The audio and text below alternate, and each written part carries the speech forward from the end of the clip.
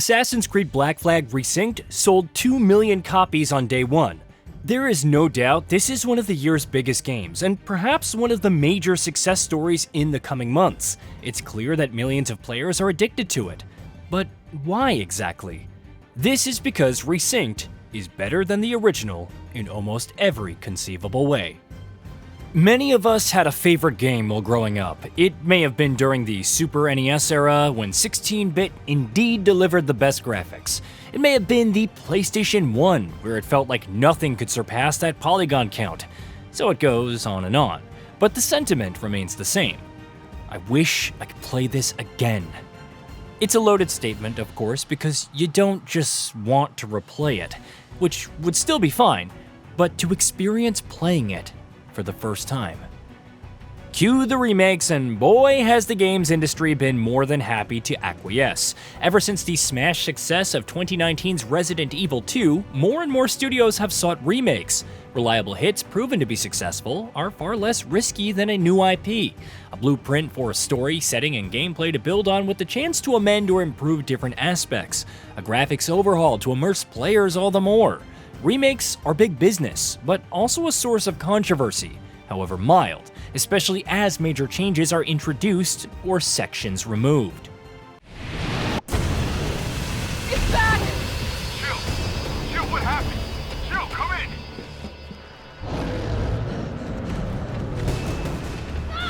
At the end of the day, many understand that a remake isn't necessarily meant to replace a classic, but exist alongside it, offering a contemporary version for a new generation to enjoy. It's a rarity to find one that surpasses the original in almost every way, and yet, Assassin's Creed Black Flag Resynced may have actually achieved just that. Yeah, it's a bold claim, especially given that its developer has seen better days and decades. Besides, it occupies a rather intriguing spot where the original still holds up to this day, but is old enough that you wouldn't really mind a remake. Sure, it could have been left alone, but few protagonists in this franchise are as beloved as Edward Kenway, and his journey embracing the ways of the assassins and the new age of piracy gripping the world is one that's remained with millions of fans.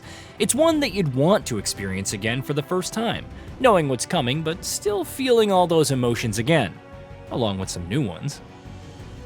At the outset, it would seem a fresh coat of visual paint would be enough, but it's clear that the Singapore studio, infamous for Skull and Bones, sought more.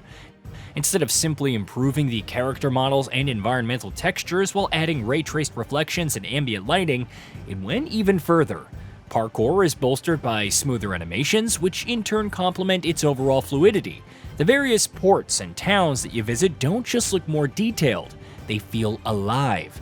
Daytime in a place like Havana is bustling with NPCs, each with their own distinct routines before retiring to their homes in the night.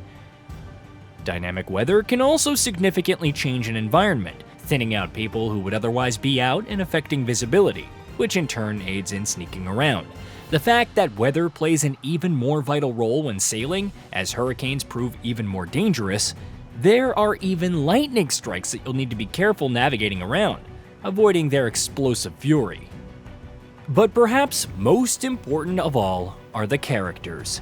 Maybe it's the new cinematography or the animations, because it doesn't just feel like you're looking at improved models of Edward or Blackbeard or Mary Reed or Anne Bonny.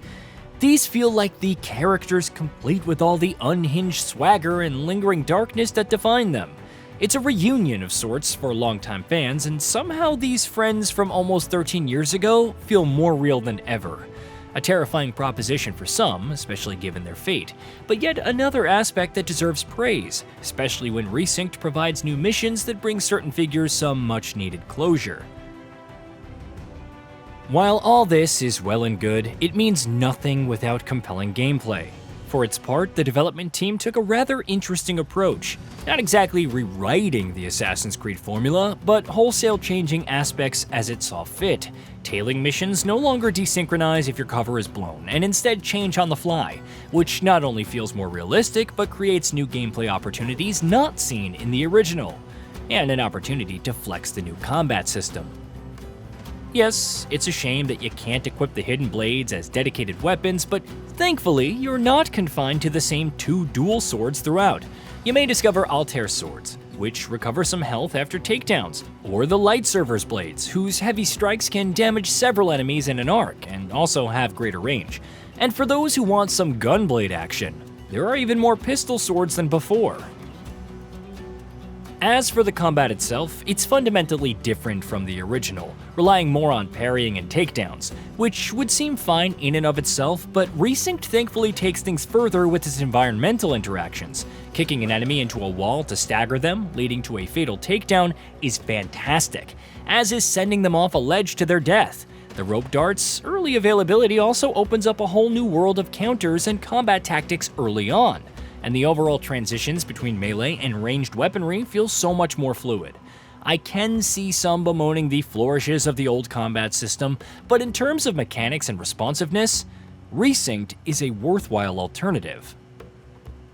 One really could go on in terms of all the improvements and new additions, Templar armor and the hunts to track down the keys to unlock it return, except the actual missions have some more narrative relevance. Dives are more gorgeous and perilous than ever, but you can now dive anywhere, thus opening up more opportunities for stealth. Speaking of which, being able to crouch anywhere feels like an underrated game changer. Rudimentary as it is, it just expands on the number of approaches for a mission all the more. Naval combat is a whole other thing, and beyond just relishing the new upgrades for weapons or recruiting the new officers with uniquely powerful abilities alongside their own quests, the world itself feels more alive. You'll actually see opposing factions attack each other, creating a chance to third party and effectively take them both down. Revamps and new facilities for the hideout, improved character contracts, additional lore for specific targets that serve as secrets you can discover, additional traversal mechanics for more seamlessly parkouring through locations. These are just a handful of other new features and changes that Resynced introduces to give it a leg up over the original. Did we mention that you can now skip time and more conveniently decide on the time of day? Or how those small islands from the original have been expanded with new rewards? Or even the addition of local events, including additional stories and unexpected twists when infiltrating certain locations.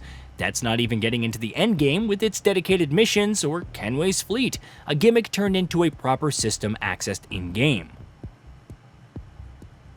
I can see several places where a fan might prefer the original, especially when it comes to the removal of the modern-day Animus sections. The lack of DLC and multiplayer, while sad, does make sense given the focus on Edward.